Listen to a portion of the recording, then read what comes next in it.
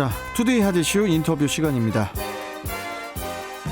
16세에서 17세 소아 청소년의 코로나19 백신 접종 예약률이 50%를 넘어섰습니다. 방역당국은 소아 청소년의 경우에 기저질환이 있으면 백신 접종을 권고하고 또 건강한 사람은 접종 여부를 자율적으로 선택할 수 있도록 안내를 하고 있는데요. 그럼에도 소아 청소년의 백신 접종 부작용에 대한 불안감은 여전한 듯 보입니다.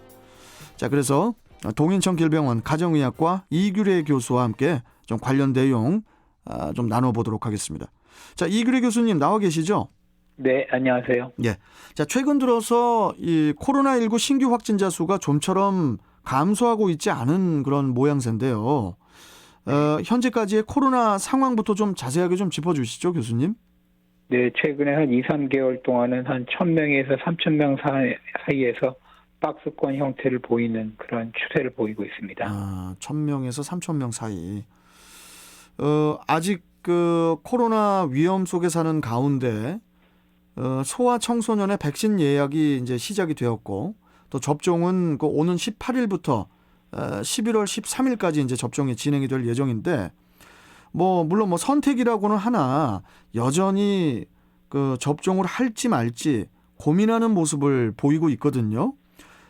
소아 청소년의 이 백신 접종 과연 문제가 없을지 어떻게 임상시험 결과가 나온 게 혹시 있습니까?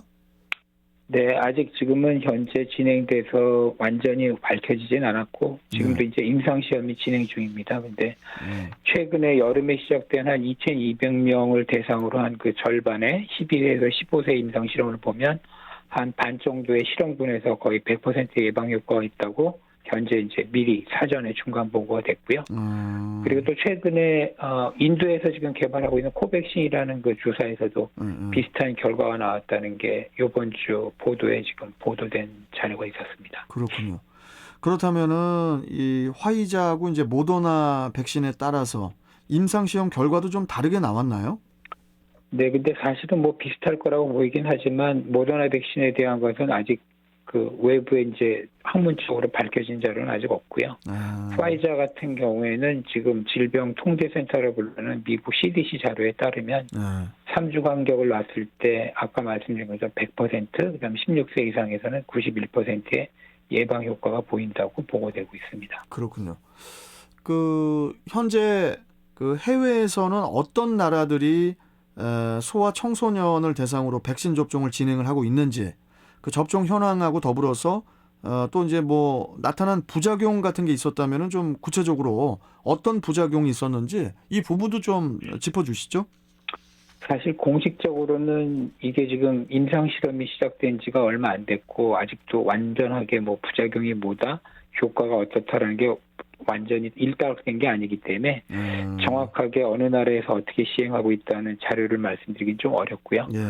그 대신 이제 성인하고 비슷하게 제일 문제되는 거는 mRNA 백신이라는 거는 그 심근염의 부작용으로 해서 우리나라에서도 이제 20대 남자분이 군대에서 사망했던 것처럼 한 5만 명 중에 하나꼴로 그런 치명적인 부작용이 있을 거라고 예상하고 있습니다. 이 백신 접종 후에 백신을 안 맞았을 때보다 코로나에 감염될 가능성은 적을 것이라는 것에 아무래도 학부모나 학생 모두 좀 더 무게를 두는 그런 모양새인데 확실히 그 소아 청소년에게도 백신이 효과적인 거죠, 교수님? 네, 그러니까 사실은 청소년들은 이제 젊은 층에서는 이제 감염이 돼도 가볍게 넘어가고 있고 그렇기 때문에 큰 문제는 사실 안 되는 경우가 많은데 이제 가족이라는 개체로 보셨을 때 그 한 아이들로 인해서 그게 그 부모한테 감염이 되고 또 노부모한테 넘어간다는 게 사실 중요한 거기 때문에 그렇고요. 또 그리고 델타 변이가 이제 점점 많이 확산되지만 그거 이상으로서는 더 문제가 되지 않는다는 면에서 봤을 때 그러니까 소아 청소년 자체의 부작용보다는 그 아이들을 통해서 가족에게 확산되는 걸 막기 위해서 백신에 대한 그 무게를 더 두지 않나 생각됩니다. 그렇군요. 그 소아 청소년이 코로나에 감염이 됐을 때 성인보다 더 위험할 수 있는 건가요, 교수님? 일반적으로는 더 위험하진 않은데 이제 초기에 저희들 국내에서도 보고됐던 것 중에 사이토카인 증후군이란 말을 기억하실지 모르겠는데, 사이토카인. 예, 그러니까 면역에서 그게 이제 반등을, 그러니까 어떤 감염이 됐을 때 방어 작용이 또 심하게 나타날 수가 있기 때문에 가끔 이제 문제가 되는 경우가 있지만, 그래도 사실은 뭐 아주 성인이나 이제 노인분들에 대해서보다는 그렇게 큰 문제가 되지 않을 가능성이 높기 때문에 아까 말씀드린 것처럼 가족을 통해서 파급이 돼서 결국은 노인들이나 그 기저질환이 있는 중장년층에게 문제를 일으킨다는 면에서 의미를 더 두시는 게 더 낫다고 생각됩니다. 그렇군요.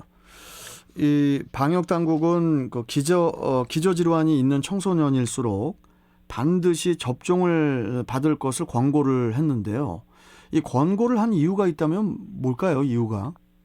그러니까 이제 일반적으로 지금 이제 추가 접종에 대한 얘기가 나오는 것도 특히 이제 의료진들하고 굉장히 무슨 병을 갖고 계신 어떤 노인분들을 대상으로 하는 것처럼 청소년인데 문제가 생기는 경우가 이제 면역성 문제가 있던 환자들 같은 경우에 이제 파이자나 모더나를 맞고 가끔 굉장히 중한 병으로 발생되는 것처럼 거꾸로 그런 분들이 막지 않으면 나중에 합병증으로 문제가 생길 가능성이 있기 때문에 권고를 기저질환자에다 도ற்றும் 거로 이제 예측을 할 수 있습니다. 그렇군요.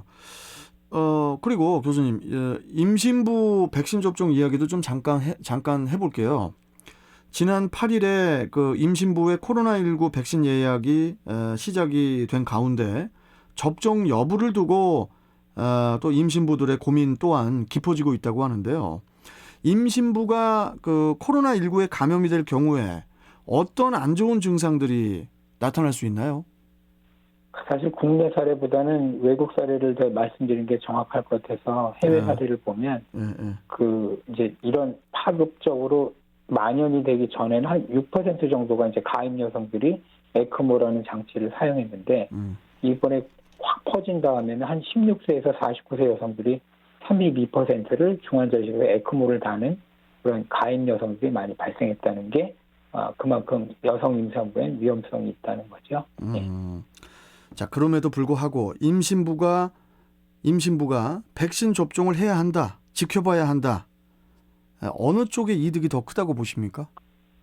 최근에 실험한 군에서도 보면 임산부를 대상으로 한쪽은 감염이 안 된 상태에서 예방 접종을 시키고 한쪽은 그냥 감염이 된 쪽하고 그다음에 아무 접종을 안 시킨 사람을 봤을 때 이게 역가라고 해서 우리가 보호하는 장치를 만들기 위해서 예방 주사를 놓는데 감염된 사람이 83 정도가 나왔는데 이 예방 접종을 했던 사람들은 탯줄에서 225 정도로 굉장히 태아에 대한 보호 효과가 있기 때문에 사실은 가임 여성들은 특히 임산부들도 백신을 놓는 것이 아이들의 나중에 그 출산 후에도 이득이 있을 가능성이 높다고 봅니다. 아기를 위해서도 백신을 그렇죠. 접종받는 게 그게 더 이롭다. 네네. 그런 말씀이시군요. 되게 중요한 말씀해 주신 것 같습니다. 예. 자, 일단 오늘 말씀은 좀 여기서 여기까지 좀 듣고요. 교수님 또 다음 시간에 또 뵙도록 하겠습니다. 고맙습니다. 네네. 교수님. 네, 감사합니다. 예. 자, 동인천 길병원 가정의학과 이규래 교수와 함께했습니다.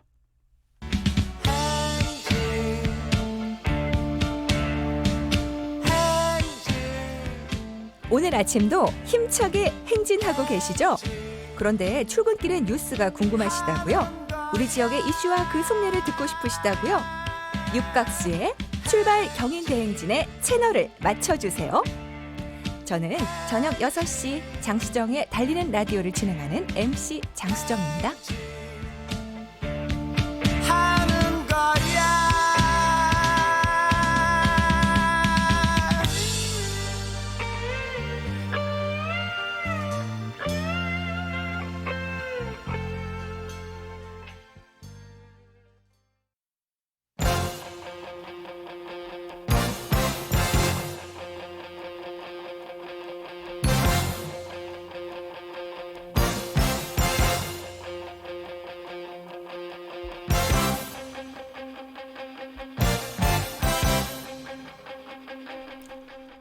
자, 인터뷰 지금은 지방시대 시간입니다.